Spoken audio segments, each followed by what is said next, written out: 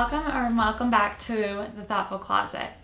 Today I wanted to share with you the summer 10 by 10, what it is, how it can be helpful for you in your wardrobe, how to plan for it, and my summer 10 by 10 and the outfits that I created. So first, what is a 10 by 10?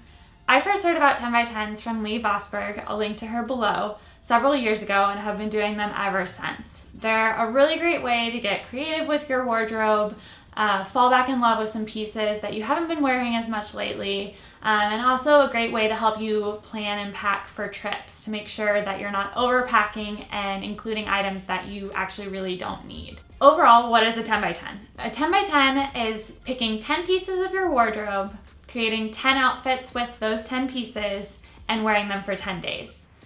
This is the general basis of what a 10 by 10 is. However, these are more guidelines more than like hard and fast rules. There is flexibility. If you find that one piece in your 10 by 10 just really isn't working for you and you don't want to be wearing it for the next 7 or 10 days, then you can always rotate one out. But it is nice to have these rules and try to stick to them because it forces you to be more creative with those pieces, which can help you come up with new outfits and new ways to fall in love with your clothes. So how to start a 10 by 10? I always start my 10 by 10s by first looking at the weather for the next 10 days or whatever time frame I'm planning on executing my 10 by 10.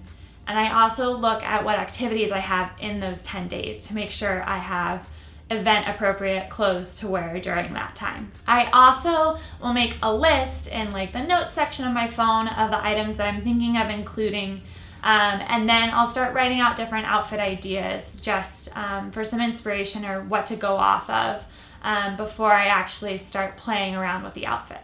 I also like to create a goal or what I want to get out of the challenge before I start the challenge. Like for example, with my summer 10 by 10, I wanted to play around more with the shorts in my wardrobe because I don't often wear them.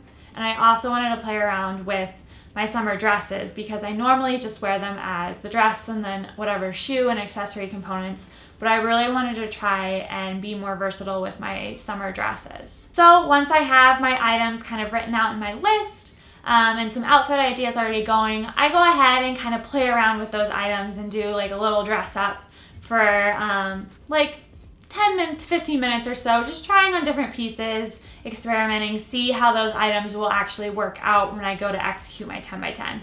This way I avoid any issues if one piece not really working out, not being as versatile as I had hoped, and kind of get some of the kinks out before I actually go and start creating actual outfits and getting really creative with those combinations. So to show an example, I'm going to use my summer 10 by 10, and for my summer 10 by 10 I included 3 tops, 3 bottoms, 3 shoes, and 1 dress. You of course can use any combination of items that you would like, whether that be 2 tops and 4 bottoms or whatever mix makes sense for you. Also, don't forget to include sweaters or any outerwear elements. It's anything that's really a basic piece in your wardrobe, from shoes to outerwear, tops and bottoms, dresses, skirts. What's not really included is your accessories like jewelry, handbags, scarves, hats, whatever it may be. Those are extra items that you can just play around with as much as you want, but you want to focus on those core outfit creating elements. So to give you some idea of different things that are great to include in your 10 by 10 if you're first starting out, I always try to think about pieces that are very great for layering and already can be worn multiple ways. An example of this is a button-up.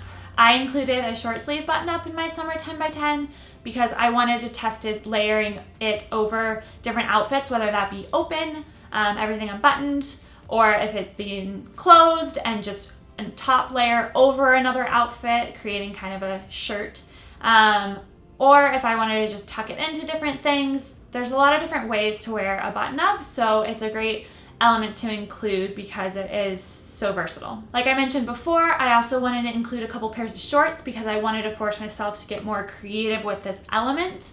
You don't have to do that right from the get-go. I would recommend creating a goal for yourself, whether that just be getting more creative with your clothes, but having that goal really kind of forces you to get some learnings out of your 10 by 10. I also try to include personally 2 different types of shoes, one that's more casual, one that might be a little bit more dressy, just to play around with those 2 different elements.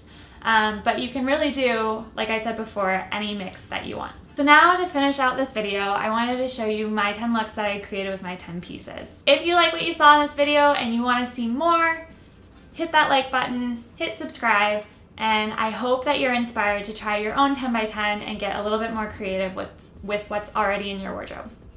Thanks, bye.